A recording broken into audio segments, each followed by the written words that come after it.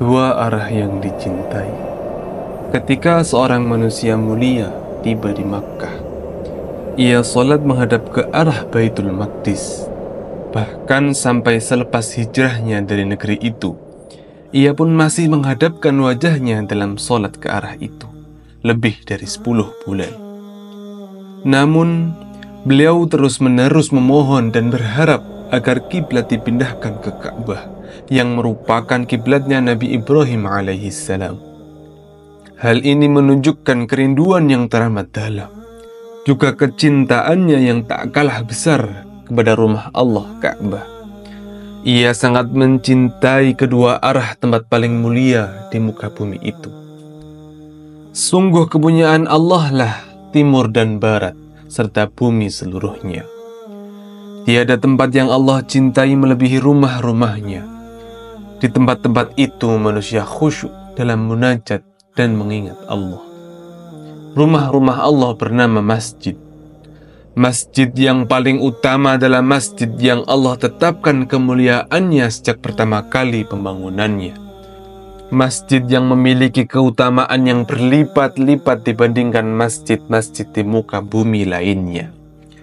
Pada suatu hari, Nabi Sallallahu Alaihi Wasallam mengunjungi ibu dari Bashar bin Barra bin Ma'rur dari Bani Salimah.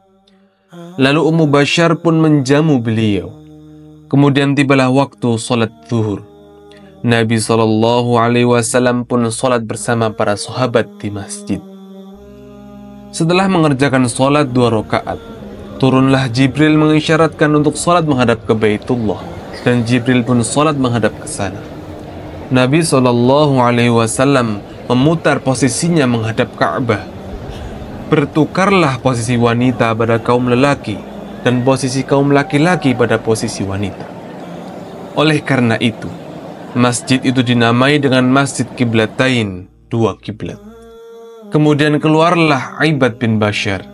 Ia juga termasuk dalam jamaah sholat tersebut. Ia melewati Bani Harithah dari kaum Ansor yang sedang rukuk melaksanakan sholat asar. Aibad bin Bashar pun berkata, "Aku bersumpah demi Allah bahwa aku telah salat bersama Rasulullah Sallallahu Alaihi Wasallam menghadap ke Baitullah." Kemudian mereka pun memutar arah kiblat mereka. Rafi' bin Khadij radhiyallahu anhu berkata, "Seseorang datang kepada kami ketika kami salat pada Bani Abdul Ashhal.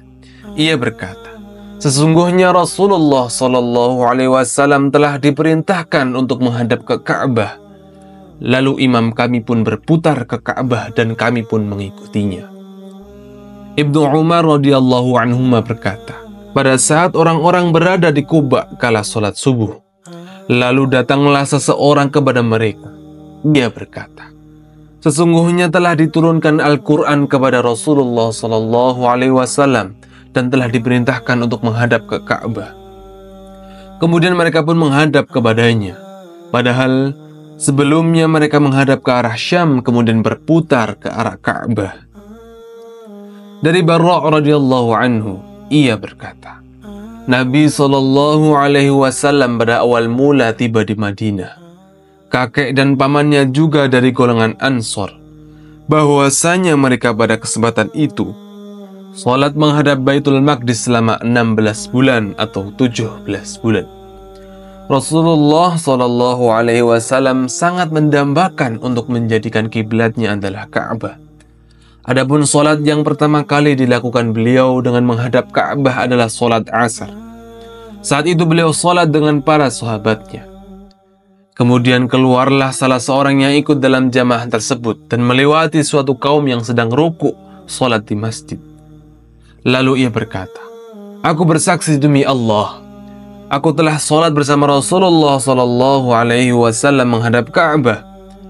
Mereka pun mengalihkan arah kiblat mereka menghadap ke Ka'bah. Sementara kaum Yahudi dan Ahlul Kitab sangat menginginkan sekiranya kaum muslimin menghadap ke Baitul Maqdis. Ketika kaum muslimin menghadap ke Baitullah Ka'bah, mereka pun mengingkarinya. Bagi setiap umat ada kiblat yang dia menghadap ke arahnya. Maka berlomba-lombalah kamu dalam berbagai kebajikan. Di mana saja kamu berada, pasti Allah akan mengumpulkan kamu semuanya. Sesungguhnya Allah Maha Kuasa atas segala sesuatu. Quran Surah Ali Imran ayat 148.